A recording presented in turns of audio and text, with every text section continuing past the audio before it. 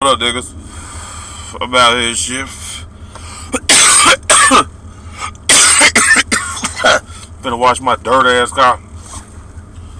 But I had a serious question, man, about this fasting, man. It's kind of ignorant, man, but it's serious at the same time, man. Now I'm doing the Daniels fast, you know what I'm saying? Between 6 a.m. and 6 p.m. No meat, no bread, no juice, no pop, no chips, no snacks. It's kind of rough for a fat nigga, man, but I got it. It's cool.